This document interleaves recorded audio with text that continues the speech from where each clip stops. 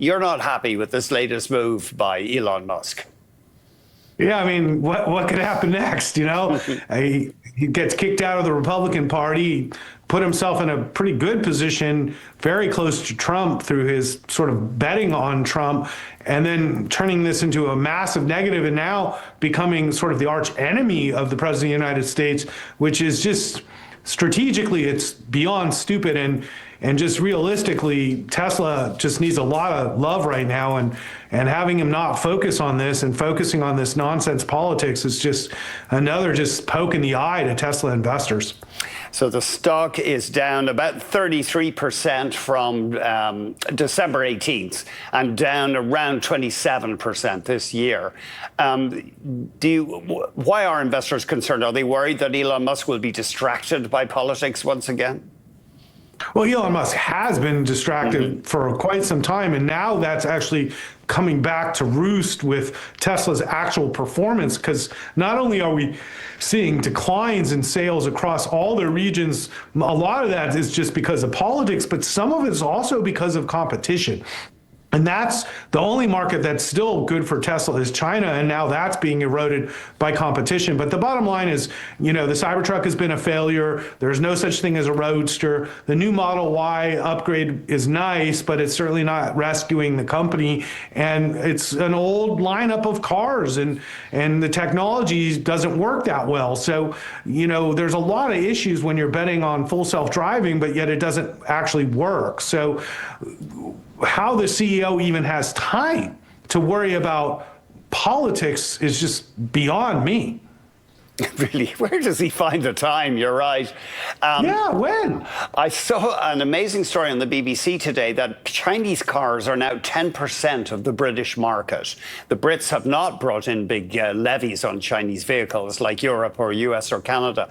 Is it fair to say that Chinese electric vehicles are better at this stage?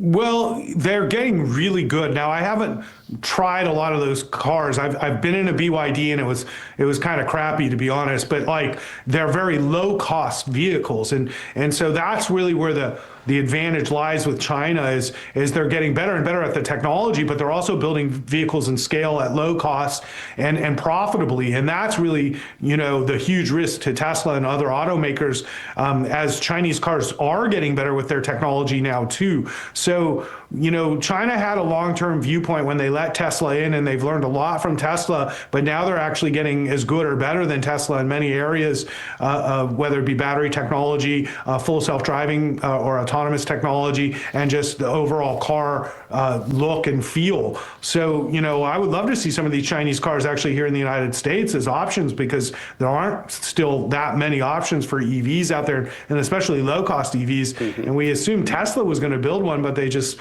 haven't done that yet.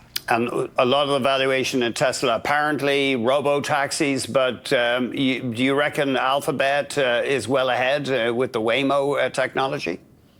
Yeah, and I did a test this weekend. I took Ubers and my Tesla is actually in the shop right now, so I've been taking Ubers and Waymos, and quite frankly, Waymo has mastered self-driving. It works great. The service is reliable. I sit in the back seat. I'm not worried about crashing. I was very much analyzing the way it drives. It drives very well. It drives as good as a human. It's just like humans. It can make mistakes like humans make, but the way I see it is it drives better than Uber drivers. The cars are nice and clean. I've had some decent Uber experiences, but it really just can't compare to Waymo. But when I get into my Tesla and I put on full self-driving, I can't drive more than a couple miles without having to disengage. So the software isn't safe. They shouldn't be running these robotaxis in Austin right now. They're doing that with supervisors and obviously off. They have people driving the cars actually from remote locations if they get in trouble. So, we know the car isn't ready, and we know Waymo solved this. So, Tesla's well behind in self-driving. I'm reading a column from Brett Arends on Marketwatch, and he argues, just looping back to Musk's distancing himself from Trump. He reckons maybe this is smart because liberals were the buyers of Tesla cars. And as the way Brett Arends put it, he's hosing the MAGA off Tesla now. Could this be smart? No. The liberals absolutely hate Elon. I was just in Europe, and everybody in Europe doesn't forget that he supports the AfD. He's supported right-wing, parties all throughout the world. Not one liberal, especially here in California, is confused. He's one of the most hated people I've ever seen,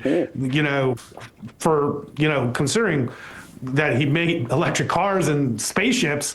It's amazing he's put himself into this position where he's been so disliked, and now he's disliked by the people that he was courting. So he sold Trump a car, and he jumps up and down, actually gets Trump elected. And if you're here in California and you're seeing what's happening with the immigration raids and to the Latino community here in California, if you think people are going to forget that Elon was involved with this, you're wrong. Okay, so my question is, who is left to even buy his products and services when he's now angered everybody?